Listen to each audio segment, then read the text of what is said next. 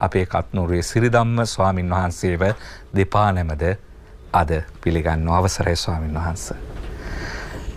ස්වාමින් වහන්සේ සාමාන්‍යයෙන් අපි ග්‍රාමීය විදිහට ගමේ තොටේ කතා කරන විදිහට කියනවා නම් අපිට ඇත්තටම මොකද්ද මේ වුනේ?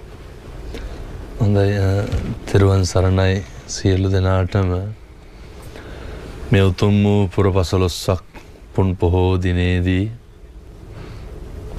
අවුරුද්දේ අන්තිම පෝය මේ පෝයට තමයි මිනිස්සු කල්පනා කරන්නේ මේ අවුරුද්දේ මොනවාද මම කෙරුවේ කියලා. අන්තිම කාලෙන්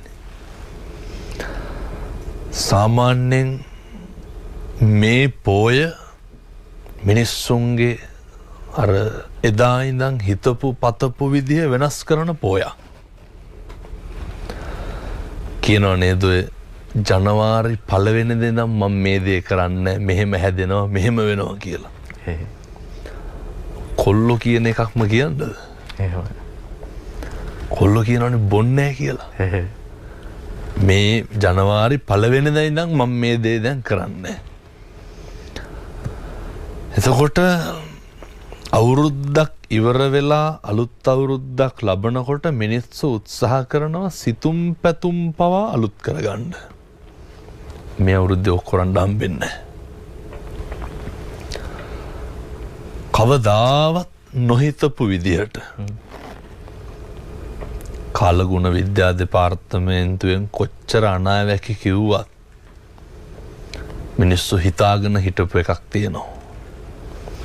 මිනිස්සු කල්පනා කරා ලොකුම ගම් වතුර ඇවිල්ලත් කුබුක් ගහින් මෙහාට වතුර ආවේ නැහැ. පහළ ලියද්දෙන් මෙහාට වතුර දාලා නැහැ.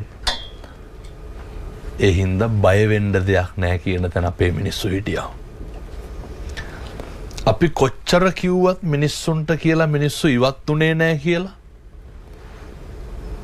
අර හැම එකකටම කලකිරෙන්න අත්දැකීමක් තියෙන්න එපා. ඔබතුමා අහපු විදිහට අපිට උනේ මීට පෙර නොවී විරුදයක්.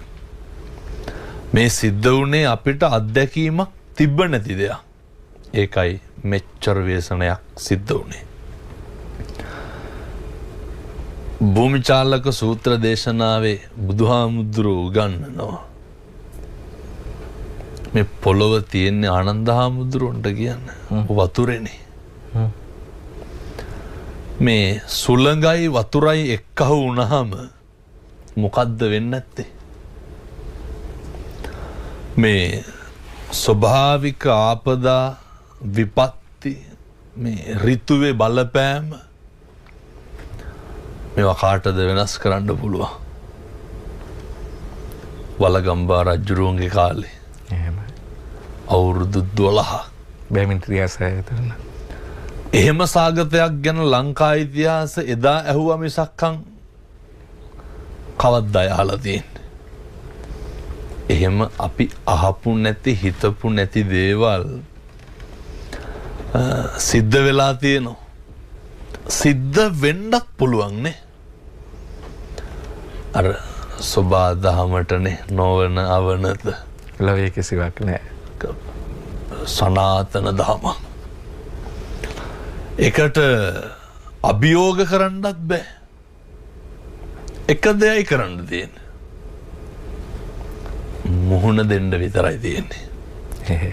දැන් තියෙන ප්‍රශ්නේ තමයි කොහොමද මුහුණ දෙන්නේ?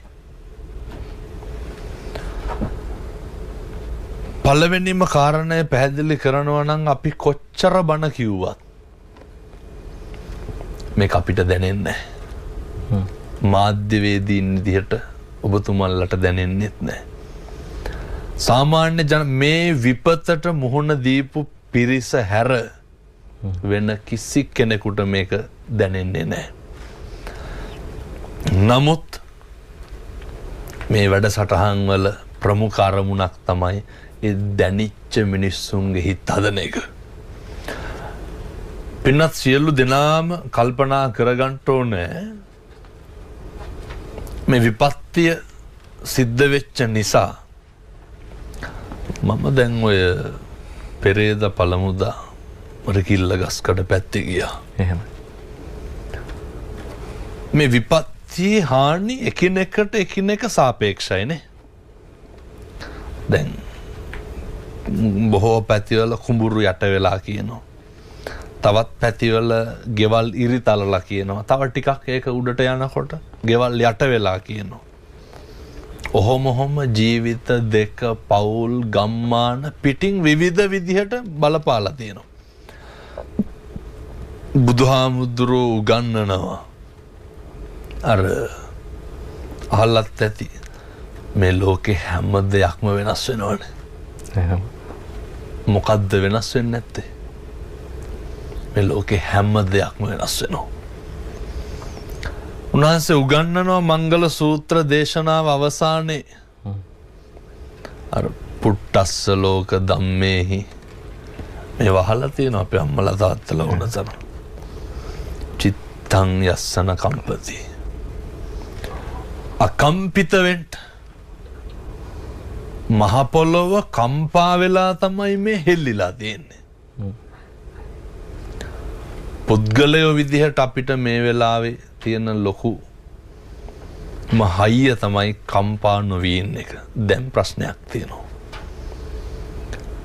බිරිඳ දරුවෝ සේරම පස්සට ඉන්නකොට තාත්තා කොහොමද කම්පා වෙන්නේ නැතුව ඉන්නේ? විශ්වවිද්‍යාලේ දරුවා ඉන්නකොට අම්මා තාත්තා සේරම යට වෙලා කොහොමද කම්පා වෙන්නේ නැතුව ඉන්නේ? අපි මෙහෙම දේශනා කරන්නේ මේක මිනිස්සුන්ගේ ගොඩේ ඉඳගෙන මේ කියන්නේ. මේ පොතේ තියෙන එකම කියනවට වඩා හොඳයි. දැන් පින්නතුන්ට කල්පනා කරන්න පුළුවන් කොහොමද කම්පා නොවී ඉන්නේ? විශ්වවිද්‍යාලේ දරුවෙක් කියනවා හාමුදුරුවනේ අක්කට බබා හම්බෙලා දරුවා ලැබිලා ගෙදර ඇවිල්ලා හිටියේ. අම්මයි තාත්තයි හිටියේ. සේරම යට වෙලා. එහෙමයි. දැන් ඒ දරුවා කොහොමද කම්පා වෙන්නේ නැතුව ඉන්නේ? භාග්‍යවතුන් වහන්සේ දේශනා කරනවා මනුෂ්‍ය ආත්ම භාවයක් ලබන්නෙම මේක හරි දුර්ලභයිනේ. මිනිසත් භවය. කාලෙකින් හම්බෙච්ච මිනිසත් භවය Tamanට වැඩක් ඇති විදිහට පළදායි විදිහට සකස් කර ගන්නට නම් ජීවිතේ තේරුම් ගන්න ඕන යථාර්ථයක් තියෙනවා. ඉපදුනා කියලා කවුරුත් දන්නවනේ. දැන් ඕකේ ආය තර්ක කරන්න දෙයක් නැහැනේ. ඊට පස්සේ තියෙනවා ඕනම වෙලාවක ජරාවටපත් වෙන්න පුළුවන්. ඕනම වෙලාවක ව්‍යාධියටපත් වෙන්න පුළුවන්. මම මේක කියනකොට මම මැරෙන්න පුළුවන් අහනකොට ඔබතුමා මැරෙන්න පුළුවන් නේ. මේ ලෝකේ අපි හිතන දේවල්ද වෙන්නේ? මේකේ වෙන්නේ මොකද්ද කියලා හිතා ගන්නවත් බෑ. මේ වෙන දේ හිතා ගන්න බෑ, හිතන දේ වෙන්නේ නැහැ. ප්‍රාර්ථනා කරන දේවල්, හිතන දේවල් කැමති කෙනෙකුට කැමති විදිහට මේක ලෙහා ගන්න පුළුවන්. මේ ව්‍යසනයත් එක්ක බලනකොටන් කියන්න තියෙන්නේ හිතිච්ච දෙයක්ද උනේ. ඊළඟට වෙන්නේ මොකද්ද කියලාවත් හිතා ගන්න බැරි කොට මෙහෙම සමාජයකනේ මෙහෙම පරිසරයක ඉන්නකොට දැනගන්න ඕන එකක් තමයි අර බෝධිසත්වයෝ අවසානට සසර කලකිරුණේ මොනා දැකලාද? සතර පෙර නිමිති දැකලා. නේ ලෙඩෙක් දැක්කා. උන්වහන්සේට කලකිරුණා. දැන් අපිට කවද්ද ඕව දැකලා කලකිරුණේ? අපි නිතරම දකිනවා. ඇස්වල වදිනවා. මේ සංසාර පුරුද්දක් තියෙන්න ඕනේ. මේ අභිනිෂ්ක්‍රමණය කරන්න. ඔය අභිනිෂ්ක්‍රමණය කරන්න අර අන්තිමේ එහෙම නැත්තම් වෙන්නේ අර කිරිහාමි සිල් ගත්තා වගේනේ. ඒ අවබෝධය ලැබෙන්නේ මේ සංසාර පුරුද්ද කියන එකේ. උන්වහන්සේ තේරුම් ගත්තා මේ ව්‍යාධියට මේ ජරාවට මේ දුක මේක කවදා කෙලවර වෙන්නද? අපි මේ හැල්මේ දුවන මේ ජීවිතය අපි වෛරෙන් පිච්චෙන මිනිස්සු. අපි තරහෙන් පිච්චෙන මිනිස්සු. අපි අනේකගේ දියුණුවට හරි අකමැති මිනිස්සු. මුදිතාව කියන එක මිනිස්සු ගාව නැහැනේ. මේ හැම එකත් එක්කම මිනිස්සු හැල්මේ දුවනකොට ඔට්ටු වෙනකොට නිකමට හරි කල්පනා කරන්න ඕනේ මොකටද මිනිස්සු වෙලා ඉපදුනේ කියලා. ඔය කක්කත් කරන්න නෙමෙයි මිනිස්සු වෙලා ඉපදුනේ. මේ අත්තපය හතර හොඳට වැඩ කරන්නේ යන්න එන්න පුළුවන්කම හොඳට තියෙන්නේ පොඩි කාරණයක් තියෙනවා මෙහෙම කියලාම ඉන්න. එහෙමයි. මේ ව්‍යසනය දිහා බලලා ඉගෙන ගන්න ඕන එක. ඔය අපේ රටේ හරියට ඉඩකඩම් ප්‍රශ්න තියෙනවනේ. අපේ රටේ හරියට නේ අර්බුද තියෙනවා. සහෝදරයෝ මරා ගන්නෝ. මං අහන්නේ මොකටද? අඟලටත් ගැටුම් ඇති වෙනවා ස්වාමීන් වහන්සේ. ඔය එදිරිවාදිකම්. අම්මා කෙනෙක් අද ෆොටොත් එක්ක ලියුමක් එවලා තියෙනවා. අවුරුදු 19ක් විතර කොල්ලට කපලා මේ මාධ්‍ය තුල නිතර මේවා යනවා. මම අහනවා ඒ සියලු දෙනාගෙම මොකටද? මොකද්ද ප්‍රතිඵලය? මේ සියලු දෙනාම හදවතට තට්ටුවක් දාලා අහන්න ඕන කාරණයක් තමයි මොකක්ද බලාපොරොත්තු වෙන්නේ එදිරිවාදිකම් කරලා? නෑ මොකක් හරි ලැබෙන දෙයක් තියෙන්න බෑනේ. එහෙමයි. මොකක්ද බලාපොරොත්තු වෙන්නේ? ඔය බොහෝ ආයතනවල ගත්තහම ඔය දෙරණේ එහෙම නැතුව ඇති මං කියන්නේ බොහෝ තැන්වල එහෙමයි. හරියට කේලම් කියනවා. එහෙමයි. කාටද කියන්නේ? ආයතන ප්‍රධානියාට. ඔය දෙරණ එහෙම නැතුව ඇති නෑ බොහෝ තැන්වල එහෙමයි. හරියට ගතු කියනවනේ. ආයතනයක ධර්මදේශනාවක වැඩියට පස්සේ HRM එකනේ. එහෙමයි. HR මැනේජර් මට කියනවා මම මේ දේශනා කරන්නේ මේ කුහකකම කියන එක දැන්වත් නැති වෙන්න ඕන මිනිස්සුන්ගේ. හිතවල තියෙන අනේක කෙරෙහි තියෙන කරුණාවන්ත භාවය නැතිකම නැති වෙන්න ඕනේ. ඒ තිබ්බ කියලා වෙච්ච දේවල් පැහැදිලිනේ. අර මැනේජර් කියනවා හාමුදුරුවනේ අවුරුදු 14ක් ඔය තනතුර. ඔබතුමන්ලට අත්දැකීම් ඇති ඕන තරම්. එක සේවකෙක් එක දවසක් ඇවිල්ලා කියලා නෑලු අහවලා හොඳට වැඩ කරනවා කියලා. එහෙමයි. කවුද ඔහොම කියලා තියෙන්නේ? මම අහනවා නේ දැන් මේ වැඩ සටහන මෙලහට බලනවනේ නේ. එහෙමයි. ස්වාමීන් වහන්සේ බලනවා වගේම අද අහනවා ටීවී දෙරණේ වගේම FM දෙරණේනොත් සමගාමී විකාශයක් විදිහට FM දෙරණ ටීවී දෙරණ අහනවා බලනවා දෙකම කරනවා. අහන ගමන් හදවතට තට්ටුවක් දාන්න. මම කවද්ද කෙනෙකුගේ හොඳක් කිව්වේ මගේ ආයතන ප්‍රධානියාට? පුරුදු වෙන්න.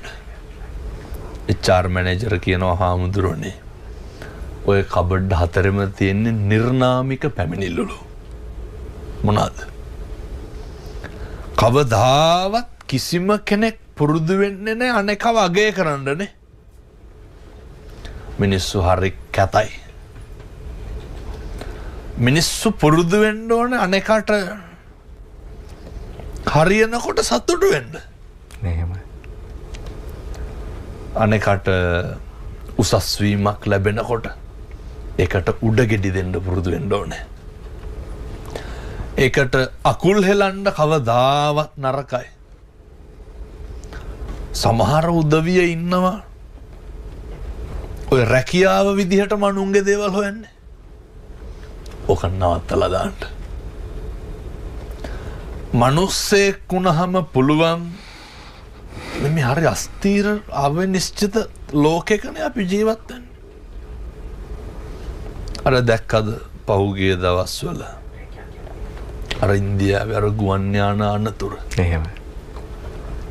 නේ විශ්වවිද්‍යාල ශිෂ්‍යෝ අලහබාද් විශ්වවිද්‍යාලයේ මේ එංගලන්තයට යන්න උපාධි වැඩ ඉවර කරලානේ. එහෙමයි. තප්පර 45ක් ඇතුළත සියල්ල විනාශ වෙලා ගියා. අර හාස්කමක් වගේ සිද්ධියක් වුණා. එක්කෙනෙක් බේරුණා. ඕකට මොකද්ද කියන්නේ? අර බුදුරු ගන්නනව නේද? කම්මං දල්ලං කින්ති කරෝමි. කර්මය දැඩි වුණාම මොකක් කරන්නද? අර අහලත් ඇති. නයි කාලා බේරෙනවා දල කඩි කාලා මැරෙනවනේ. වෙන්නේ නැද්ද? වෙනවා. මහා විශ්මිත විදිහට මේ ව්‍යසනය මං ඔය පස් කඳු වලට අහුනේ පව් කරොම් මිනිස්සු එහෙම දේශනා කරනව නෙමෙයි. මේ ස්වභාවික අනතුරක් මේක. නමුත් ඒ මොකක් හරි ක්‍රමයකින් ජීවිතය නැති වෙන්න පුළුවන්. ඒ නැති මේ පැවතීමත් එක්ක නැතිවීම කියන එක අතේ තියාගෙන ඉන්න අපි ඉන්න ඕන විදිහයි මේ දේශනා කරන්නේ. ජීවත් වෙලා ඉන්න මේ පුංචි කාලය තුල පුළුවන් නම් මේක අද ඉඳන්ම අදිෂ්ඨාන කරගමු. කිසි කෙනෙකුගේ හිතක්වත් රිද්දන්න එපා. gedara dora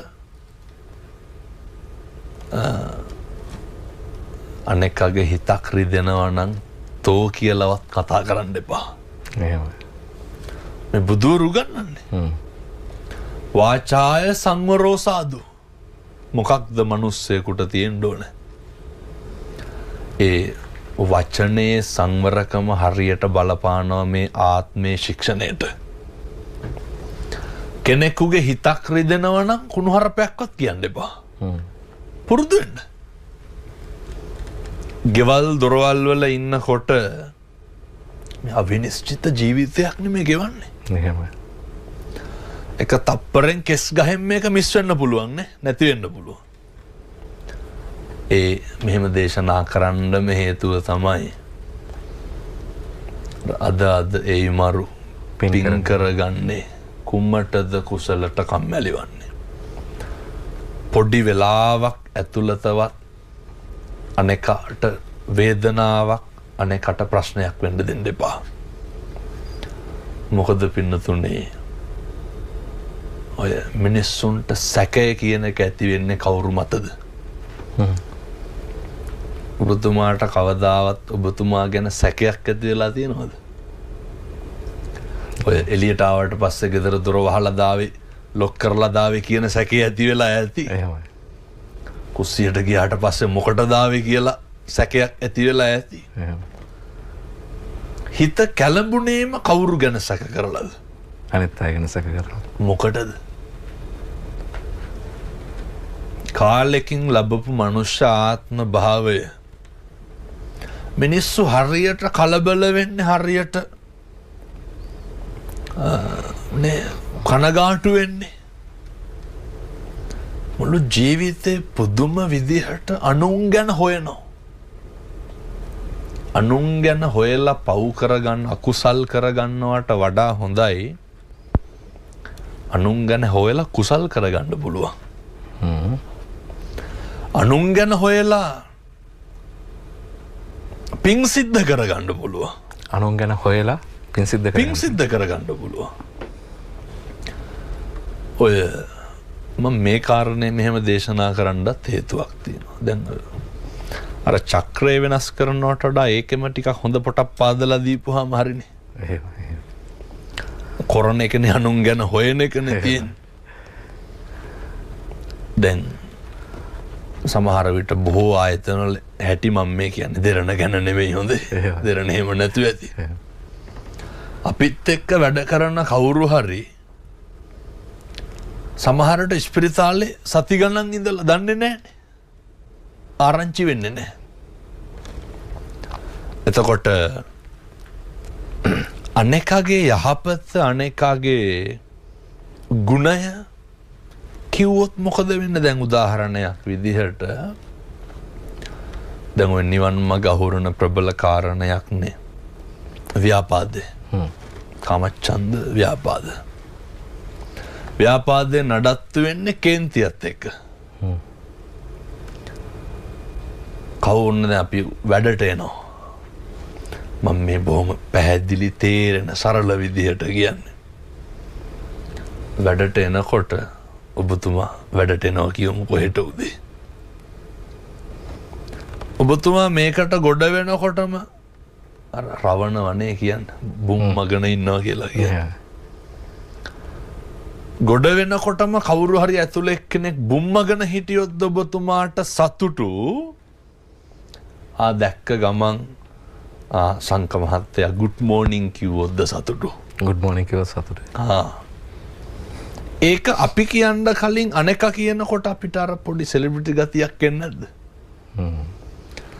ඒ කියන්නේ මම කියන්න කලින් වෙන කෙනෙක් මාව පිළිගන්නකොට අර එනව නේද පොඩි මොකක්ද ඒකට කියන්නේ? බජාර් භාෂාවෙන් කියනවා නම් පොඩි කික් එකක් වගේ එකක්. මිනිස්සුන්ට තෘප්තියක් එනවනේ. අයියෝ කන්නේ කට දෙන්න බැරි.